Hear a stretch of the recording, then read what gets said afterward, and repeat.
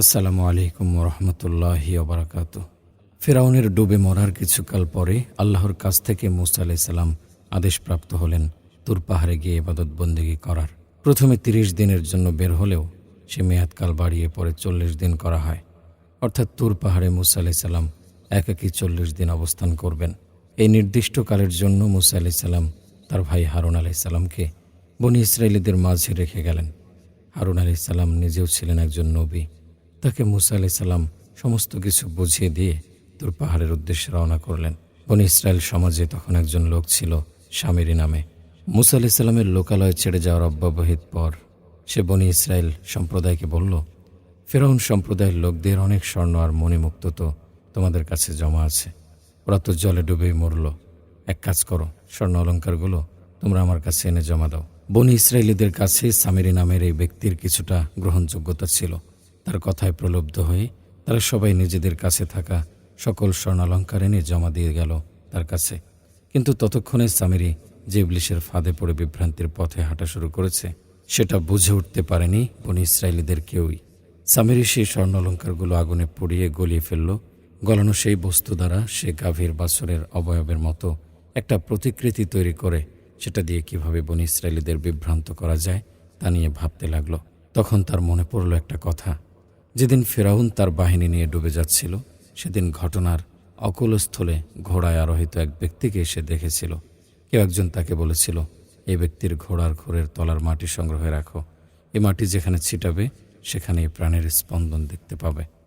বস্তুত সেদিন ঘোড়ায় আরোহিত ওই ব্যক্তি ছিলেন জিবরাইল আলাইহিস সালাম, এবং যে তাকে জিবরাইল আলাইহিস সালামের ঘোড়ার খোরের তলার মাটি সংগ্রহে রাখতে বলেছিল সে ছিল চির অভিশপ্ত শয়তান ইবলিস। সামিরীর মনে পড়ে গেল ইবলিসের বাতলে দেয়া কথাগুলো। সেদিন জিবরাইল আলাইহিস সালামের ঘোড়ার খোরের তলার মাটি পরম যত্নে সংগ্রহ করে রেখেছিল সে। এরপর যখন স্বর্ণালঙ্কার গলিয়ে তা দিয়ে বাছুর আকৃতির একটা অবয়ব কাঠামো দাঁড় করানো শেষ হলো, ওই মাটিটুকু সেটার গায়ে ছিটিয়ে দিল সামিরী। এরপর অবাক বিস্ময়ে সে দেখল বাছুরের মুখ দিয়ে গরুর আওয়াজের মতো হাম্বা হাম্বা শব্দ বের হচ্ছে। নিজের ক্ষমতা দেখে নিজেই মুগ্ধ হয়ে গেল সামিরী। সে ভাবল, বনী ইসরায়েলীদের বিভ্রান্ত করার জন্য জুৎসু একটা জিনিস হয়েছে এটা। ওই বছরের প্রতিকৃতি সহ সামিরী বনী ইসরায়েলীদের সামনে উপস্থিত হলো এবং বলল, হাজা ইলাহুকুম ওয়া ইলাহু মূসা ফানাসিয়া। এটাই হলো তোমাদের ইলাহ এবং এটা মূসারও ইলাহ, কিন্তু মূসার ভুল হয়ে গেছে। অর্থাৎ সামিরী বাছুরকে দেখিয়ে বনী ইসরায়েলীদের বলল, আমার নিয়ে আসা বাছুরটাই তোমাদের প্রকৃত ইলাহ। মূসা তো ইলাহের কথাই তোমাদের বলে থাকে। মূসা ভুলে এটাকে খুঁজতে তুর পাহাড়ে চলে গেছে। সামিরীর এই কথায় সকল বনী ইসরায়েলী বিশ্বাস করে ফেলল। এরূপ অবিশ্বাস্য কোনো কিছু ইতিপূর্বে যেহেতু তারা দেখেনি, ফলে সামিরীর কথাকে অবিশ্বাস করাও দুঃসাধ্য তাদের জন্য। তারা ধরে নিল মূসা আলাইহিস সালাম যে ইলাহের কথা তাদের বলেন ওই বাছুরই সেই ইলাহ। তারা সদল বলে সামিরীর দলে যোগ দিয়ে দিল এবং সেই বাছুরকে নিজেদের উপাস্য ভেবে উপাসনা করতে আরম্ভ করল। মূসা আলাইহিস সালামের ভাই হারুন আলাইহিস সালাম ছিলেন অতিশয় নরম প্রকৃতির মানুষ। মূসা আলাইহিস সালাম তার অবর্তমানে ভাই হারুনকেই বনী ইসরায়েলীদের দায়িত্ব দিয়ে গিয়েছিলেন। তারা যখন সম্মিলিতভাবে সামিরীর কথায় বিভ্রান্ত হয়ে বাছুর পূজায় লিপ্ত হয়ে গেল, তখন হারুন আলাইহিস সালাম তাদেরকে সাবধান করে বলেন, ইয়া কওমি ইন্নামা ফুতিনতুম বিহি ওয়া ইন্না রাব্বাকুমুর রহমানু ফাত্তাবিউনি ওয়া আতিউ আমরি। হে আমার সম্প্রদায়, এর দ্বারা তো তোমাদেরকে পরীক্ষায় ফেলা হয়েছে, আর তোমাদের রব তো অতিশয় দয়াময়। কাজেই তোমরা আমার অনুসরণ করো এবং আমার আদেশ মেনে চলো। কিন্তু প্রবৃত্তির মোহে অন্ধ বনী ইসরায়েলীরা হারুন আলাইহিস সালামের কথায় কর্ণপাত তো করলই না, বরং উল্টো তাকে হত্যা চেষ্টার দুঃসাহসও দেখিয়েছে। বিভ্রান্ত এবং বেকারগ্রস্ত বনী ইসরায়েল কওম এক ইলাহের উপাসনা বাদ দিয়ে লেগে গেল বাছুরের উপাসনায়। 40 দিন তুর পাহাড়ে অবস্থান করে আল্লাহর কাছ থেকে ওহী তথা তাওরাত প্রাপ্ত হয়ে মূসা আলাইহিস সালাম ফিরে এলেন জনপদে। তাওরাতের আয়াতগুলো লেখা ছিল কতিপয় ফলকের মাঝে। জনপদে এসে দেখলেন তার কওম ইতিমধ্যে আল্লাহকে বাদ দিয়ে একটা কৃত্রিম বাছুরের উপাসনা শুরু করেছে। এত অল্প সময়ের ব্যবধানে বনী ইসরায়েলীদের এমন মাত্রার পদস্খলন মূসা আলাইহিস সালামকে ভীষণভাবে আহত করল। অসম্ভব রেগে গেলেন তিনি। সে অবস্থার একটা বর্ণনা কোরআনে এসেছে, ওয়ালাম্মা রাজা মূসা ইলা কওমিহি গাদবানা আসিফা ক্বালা বি'সা মা খলাফতুমুনি মিন বা'দি আজিলতুম আমরা রাব্বিকুম ওয়ালকাল আলওয়াহা ওয়া আখাযা বিরাসি আখিহি ইয়ারুজ্জুহু ইলাইহি ক্বালা ইবনা উম্মা ইন্নাল কওমা ইসতাদআফুনি ওয়া কাদু ইয়াকতুলুনানি ফালা তুশমিত বিল আদা ওয়ালা তাজআলনি মাআল কওমিজ জালিমিন। তারপর মূসা যখন ক্ষোভ আর ক্রোধ নিয়ে তার লোকজনের কাছে ফিরে এলো, তখন বলল, আমার অনুপস্থিতিতে কত নিকৃষ্টভাবেই না তোমরা আমার প্রতিনিধির দায়িত্ব পালন করেছ। তোমাদের প্রতিপালকের নির্দেশ লাভের পূর্বেই তোমরা তাড়াহুড়ো করে বসলে। অতঃপর সে ফলকগুলো ছড়ে ফেলে দিল এবং সেও ভাই হারুনের মাথার চুল ধরে টেনে নিজের কাছে টেনে নিয়ে এলো। হারুন বলল, আমার মায়ের পেটের ভাই, এ জাতি আমাকে দুর্বল মনে করেছে এবং আমাকে হত্যা করতে উদ্যত হয়েছে। কাজেই তুমি আমার সাথে এমন কিছু করো না যা শত্রুদের আনন্দিত হওয়ার খোরাক দেয়, আর আমাকে জালিম সম্প্রদায়ের অন্তর্ভুক্ত করে দিও না। আমি ভাবতাম, আচ্ছা, সূরা ফাতিহা প্রতি ওয়াক্তে প্রতি রাকাতে তেলাওয়াতে বাধ্যতামূলক করা হয়েছে কেন? কেন প্রতি ওয়াক্তে আমাদেরকে বলতে হয়, হে আল্লাহ, আমাদেরকে সরল সঠিক পথে আপনি পরিচালিত করুন? এর একটা সম্ভাব্য উত্তর আমি পেয়েছিলাম নবীজি সাল্লাল্লাহু আলাইহি সাল্লামের হাদিসে। তিনি বলেছিলেন, কিয়ামতের প্রাক্কালে এমন হবে যে মানুষ সকালবেলা মুমিন থাকলেও সন্ধেবেলা কাফির হয়ে যাবে, সন্ধেবেলা কাফির থাকলেও সকাল হতে হতে মুমিন হয়ে যাবে। অর্থাৎ সময়টা এতটা অস্থির আর সংকটাপন্ন থাকবে যে কার ইমান কখন আসছে আর কখন যাচ্ছে তা বুঝে ওঠাই মুশকিল হয়ে যাবে। এজন্য প্রতি সালাতে, প্রতি ওয়াক্তে এবং প্রতি রাকাতে আমাদেরকে ইমানের পথে অটল অবিচল থাকার প্রার্থনা করতে হয়। আসরের সালাত পড়ে বাসায় এসে মাগরিবের আগে যে ইমান হারা হয়ে যাবে না তার কোনো নিশ্চয়তা নেই। তাই আসরের সালাতে ইহদিনাস সিরাতাল মুস্তাকিম তথা আমাদেরকে সরল সঠিক পথে পরিচালিত করুন এই আয়াত তেলাওয়াত করে আসার পর মাগরিবের সালাতে গিয়েও একই আয়াত আবার বারবার আমাদের পড়তে হয়। আসর থেকে মাগরিব এই অল্প সময়ের মাঝেও যে আমরা সংশয়ে পড়ে যাব না, আমাদের ইমান হুমকির মুখে পড়ে যাবে না, তার নিশ্চয়তা আমরা কেউ দিতে পারি না। তাই আসরের সালাতে আল্লাহর কাছে হেদায়েত চেয়ে এসে মাগরিবের সালাতে গিয়ে আবার হেদায়েত চাইতে হয়। মাগরিবের সালাতে হেদায়েত চেয়ে এসে ইশাতে গিয়ে আবার চাওয়া লাগে। এই হেদায়েত চাওয়াটা আল্লাহ সুবহানাহু ওয়া তাআলা আমাদের জন্য দৈনিক রুটিন বানিয়ে দিয়েছেন। মূসা আলাইহিস সালামের কওম বনী ইসরাঈলীদের ঘটনাটা পড়ে আমার মনে হলো, এই যে প্রতি রাকাতে সূরা ফাতিহার মাধ্যমে আমরা বাধ্যতামূলকভাবে আল্লাহর কাছে হেদায়েত প্রার্থনা করি, এটা অতি অবশ্যই জরুরি ছিল। ফেরাউনের অত্যাচারের বর্ণনা কোরআন থেকে আমরা যথেষ্ট পাই। বনী ইসরাঈলীদের জীবনকে ছারখার করে দিচ্ছিল অত্যাচারী জালিম ফেরাউন। হেন কোনো অত্যাচার, নির্যাতন আর নিষ্পেষণ নেই যা ভোগ করতে হচ্ছিল না বনী ইসরায়েল সম্প্রদায়কে। আল্লাহ সুবহানাহু ওয়া তাআলা নবী মূসা আলাইহিস সালামের মাধ্যমে এই জালিম শাসকের হাত থেকে বনী ইসরাঈলীদের মুক্তি দিলেন। শুধু তাই নয়, বনী ইসরাঈলীদের চোখের সামনে ফেরাউন এবং তার বাহিনীকে আল্লাহ সুবহানাহু ওয়া তাআলা ডুবিয়ে মারলেন লোহিত সাগরের অতল তলে। বনী ইসরাঈলীদের প্রতি এই অপার দয়া আর অনুগ্রহ এবং মহাপরাক্রমশালী আল্লাহ সুবহানাহু ওয়া তাআলার এই শক্তির পরিচয় বনী ইসরায়েলী সম্প্রদায়ের প্রত্যেকটা লোক খুব কাছ থেকে নিজের চোখে অবলোকন করেছে। একবার দৃশ্যটা ভাবুন তো, আপনার চোখের সামনে আল্লাহ সুবহানাহু ওয়া তাআলা আপনার জন্য সমুদ্রের মাঝে পথ তৈরি করে দিলেন। সেই পথ ধরে হেঁটে আপনি পার হয়ে গেলেন সুবিশাল সমুদ্র। আপনার চারপাশে থই থই করছে সমুদ্রের জল। কোনো এক অদৃশ্য শক্তি বলে জলের এই স্রোত যেন আটকে আছে, আছড়ে পড়লে অতল তলে তলিয়ে যাবেন আপনি। কিন্তু না, আপনাকে পথ করে দিতে সমুদ্রে যে পালন করেছে এক মহান দায়িত্ব। পেছনে আপনার শত্রুবাহিনী, যারা এতদিন ধরে অতিষ্ঠ করে তুলেছে আপনার জীবন, হত্যা করেছে আপনার অসংখ্য আত্মীয় স্বজন, ভাই, বন্ধু, পরিজন। আপনার জীবনকে ছারখার করে দিতে এমন কোনো আয়োজন নেই যা তারা করেনি। আপনি দেখতে পাচ্ছেন সমুদ্রের বুকে তৈরি হওয়া যে পথ ধরে আপনি পার হয়ে এসেছেন, সে একই পথ ধরেছে আপনার শত্রুবাহিনীও। ভীষণ দাপটের সাথে তারা ছুটে আসছে আপনাকে বন্দী করতে।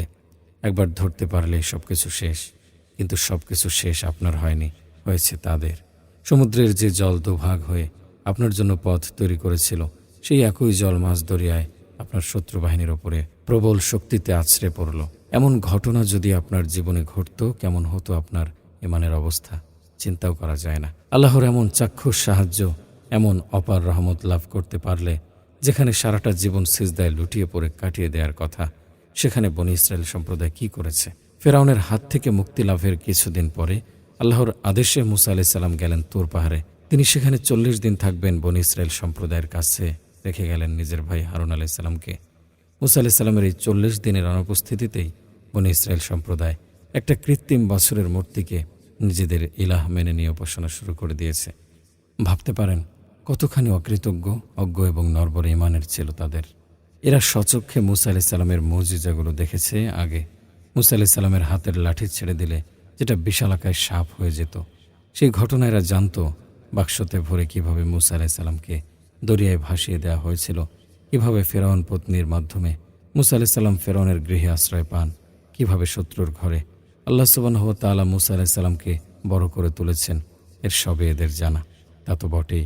মূসা আলাইহিসসালাম তার লাঠি দিয়ে যখন সমুদ্রের পানিতে আঘাত করল, সাথে সাথে সমুদ্র ফুঁড়ে যে রাস্তা তাদের জন্য তৈরি হয়েছে, সেটা কি তারা দেখেনি? তারা কি দেখেনি ফেরাউন তার বাহিনী সমেত কিভাবে ডুবে মরেছে সমুদ্রের অথই জলে? এসব কিছুই তারা দেখেছে। এসব কিছু দেখার পরেও কেবল অল্প কিছু সময়ের ব্যবধানে তারা মূসা আলাইহিসসালামের রবকে ত্যাগ করে পুজো করা শুরু করে দিল একটা কৃত্রিম বছরের প্রতিকৃতিকে। এই পদস্খলনকে আপনি কোন অভিধায় ভূষিত করবেন বলুন? এত আশ্চর্য আশ্চর্য ঘটনা নিজেদের চোখে দেখে, নিজেদের কানে শুনেও ঈমানহারা হতে তাদের সময় লেগেছে কয়েকটা দিন মাত্র। এত কিছু এত নিবিড়ভাবে দেখবার পরেও বনী ইসরায়েলি সম্প্রদায়ের যদি এই অবস্থা হয়, সেখানে আমাদের অবস্থা তো আরও করুণ হওয়ার কথা। তাই বনী ইসরায়েলি সম্প্রদায়ের মতো ঈমানহারা হয়ে চরম দুর্ভোগ আর দুর্দশায় যাতে আমাদের নিপতিত না হতে হয়, সেজন্যই প্রতি ওয়াক্ত সালাতে, প্রতি রাকাতে তিনি আমাদেরকে সিরাতুল মুস্তাকিম তথা ঈমানের পথে তার রাস্তায় থাকার ফরিয়াদ করতে শিখিয়ে দিয়েছেন। আমরা সূরা ফাতিহার মধ্যে প্রতিবার বলি, ইহদিনাস সিরাতাল মুস্তাকিম, আমাদেরকে দেখান সরল সঠিক পথ। উপরের ঘটনা থেকে আরেকটা ব্যাপার ভীষণভাবে লক্ষণীয়। সূরা আল আরাফের ওই আয়াতে হারুন আলাইহিসসালামের একটা কথা কি খেয়াল করেছেন? তুর পাহাড় থেকে 40 দিনের সফর শেষ করে যখন মূসা আলাইহিসসালাম ফিরে এলেন, বনী ইসরায়েল সম্প্রদায়ের এহেন নিকৃষ্টতম পদস্খলন দেখে রাগ আর ক্ষোভে ফেটে পড়েন তিনি। নিজের ক্রোধকে নিয়ন্ত্রণ না করতে পেরে এক পর্যায়ে তিনি হারুন আলাইহিসসালামের চুল ধরে তার দিকে টেনে নিয়ে আসেন। বনী ইসরায়েলিদের পদস্খলনের কারণে ভাই হারুন আলাইহিসসালামের ওপরে মূসা আলাইহিসসালামের খানিকটা ক্ষোভ জন্মে, এই কারণে যে তিনি তো এই সম্প্রদায়কে একলা ছেড়ে যাননি, দায়িত্ব দিয়ে রেখে গিয়েছিলেন হারুন আলাইহিসসালামকে। হারুন আলাইহিসসালাম কেন পারলেন না তাদের এই অধপতন ঠেকাতে? হারুন আলাইহিসসালাম যে দায়িত্ব পালনে অবহেলা করেননি, তা আমরা পূর্বেই জেনেছি। কিন্তু রাগের বশে মূসা আলাইহিসসালাম যখন হারুন আলাইহিসসালামের উপরে চড়াও হলেন, তখন হারুন আলাইহিসসালাম বললেন, তুমি আমার সাথে এমন কিছু করো না যা শত্রুদের আনন্দিত হওয়ার খোরাক দেয়। মূসা আলাইহিসসালাম হারুন আলাইহিসসালামের সাথে এই আচরণ করেছিলেন বনী ইসরায়েল সম্প্রদায়ের সামনে। সেজন্যই হারুন আলাইহিসসালাম বলছিলেন তার সাথে এমন কিছু না করতে যা বনী ইসরায়েলিদের আনন্দিত হওয়ার কিংবা মজা লাভের খোরাক দেয়। মূসা আলাইহিসসালাম যদি হারুন আলাইহিসসালামকে মারতে উদ্যত হন কিংবা কর্কশ ভাষায় তিরস্কার করেন অথবা গলা উঁচিয়ে তাকে চলে যেতে বলেন লোকালয় ছেড়ে, এর সবটাই বনী ইসরায়েলিদের আনন্দের খোরাকি হবে। এই আনন্দের খোরাকি পাওয়া বা হাসতে দেয়া বলতে যে আরবি শব্দ ব্যবহার করা হয়েছে, তা এসেছে সামাহাতা শব্দ থেকে, যার অর্থ কাউকে দুর্ভোগে পড়তে দেখলে আনন্দ পাওয়া। এই অভ্যাস অবশ্যই অন্তরের একটা ব্যাধি এবং এই আয়াতেও তা সে অর্থে ব্যবহৃত হয়েছে। কেউ দুর্ভোগে পড়েছে দেখে আনন্দ পাওয়া। আচ্ছা, আমরা নিজেরাও কি এই ব্যাধি থেকে মুক্ত? অন্যকে দুর্ভোগে পড়তে দেখলে মনে মনে আমরাও কি আনন্দ পাই না? কারো চাকরি চলে গেছে শুনলে এমন ভান করি যেন আমরা খুব দুঃখ পেয়েছি, কিন্তু মনে মনে আমাদের সে কি আনন্দ। কেউ পরীক্ষায় ফেল করেছে শুনলে ভালোই লাগে। কারো ব্যবসা ভালো যাচ্ছে না শুনতে পেলে আনন্দের নেচে ওঠে মন। কারো সংসারে শান্তি নেই শুনলে তো দিব্যি শান্তি পাই। মুদ্রা কথা, কাউকে কোনো দুর্ভোগে পড়তে দেখতেই কেমন যেন মজা লাগে আমাদের। আমরা অনেক সময় কেমন আছেন প্রশ্নটা অপর প্রান্ত থেকে খুব একটা ভালো নেই উত্তর শোনার বাসনা থেকেই করে থাকি। আমি দাবি করছি না যে আমরা প্রত্যেকেই এরকম, তবে আমাদের অধিকাংশেরই অন্তরে এই সামাতা তথা অন্যের দুর্ভোগ দেখে আনন্দ পাওয়া রোগ বিদ্যমান। এই রোগ বনী ইসরায়েলিদের মাঝে ছিল। হারুন আলাইহিসসালামকে দুর্ভোগে পড়তে দেখলে তারা যে তাতে আনন্দ পাবে এটা তিনি জানতেন। তাই মূসা আলাইহিসসালামকে তিনি এমন কিছু না করতে অনুরোধ করেছেন যা প্রতিপক্ষের জন্য আনন্দের খোরাকি হয়। অন্যের ভালো দেখে গা জ্বললে তাকে বলে হাসাদ, আর অন্যের দুর্ভোগ দেখে আনন্দ পেলে তাকে বলে সামাতা। দুটোই অন্তরের কঠিন ব্যাধি। এই ব্যাধিগুলো থেকে যদি আমরা আমাদের অন্তরকে মুক্ত করতে না পারি, যদি এসব জিয়ে রেখে দেই হৃদয়ে আমাদের সত্যিকারের আত্মশুদ্ধি, তাহলে কোনো কালেই সম্ভব নয়। সত্যিকারের আত্মশুদ্ধির জন্য দরকার একটা কলবন সালিম তথা পরিশুদ্ধ অন্তর। সেই অন্তরে কারো ব্যাপারে হাসাদ থাকবে না, থাকবে না কারো জন্য সামাতা। আরেকটা ব্যাপার এখানে আমাদের শেখার আছে বই কি, বর্তমান অনলাইনের দুনিয়ায় পান থেকে চুন খসলেই আমরা যখন তখন আমাদের দিনী ভাই বোন, আমাদের আলেম ওলামা, আমাদের দায়ী লেখক, অ্যাক্টিভিস্ট, আমাদের মুরব্বীদের সমালোচনায় মুখর হয়ে উঠি। কারো কোনো সামান্যতম ত্রুটি পেলেই আমরা যেন ক্ষুধার্ত নেকড়ের মতো সদল বলে তার উপরে ঝাঁপিয়ে পড়ে তাকে ক্ষতবিক্ষত করে দিতে চাই। এতে আমাদের নফস তথা প্রবৃত্তি তৃপ্ত হয় যদিও, কিন্তু বৃহত্তর কোনো কল্যাণ আদৌ হয় কি? হারুন আলাইহিস সালামের কথাগুলো আরেকবার পড়ুন তো। তুমি আমার সাথে এমন কিছু করো না যা শত্রুদের আনন্দিত হওয়ার খোরাক দেয়।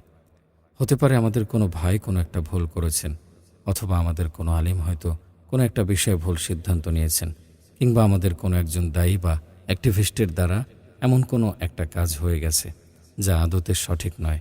যদি সেটা উম্মার বৃহত্তর স্বার্থের জন্য হুমকির কারণ হয়ে না দাঁড়ায়, তাহলে আমাদের প্রধানতম দায়িত্ব হবে আমাদের সেই ভুলগুলোকে জনপরিসরে প্রচার না করে একান্ত ব্যক্তিগতভাবে তাকে নসিহা তথা পরামর্শ দেয়া, তার ভুলটা তাকে ধরিয়ে দেয়া। এটাই সংশোধনের সত্যিকার পদ্ধতি। কিন্তু ভার্চুয়ালের অস্থির দুনিয়ায় আমরা সকলেই সকলকে লাঞ্ছিত আর নিগৃহীত হতে দেখতেই কেমন যেন পছন্দ করি। ওই যে সামাতা, অন্যের দুর্ভোগ দেখে আনন্দ পাওয়া। তাই আমরা ব্যক্তির ভুল, সে বড় কিংবা ছোট যাই হোক, ফলাও করে প্রচার করতে বেশি আগ্রহ পাই।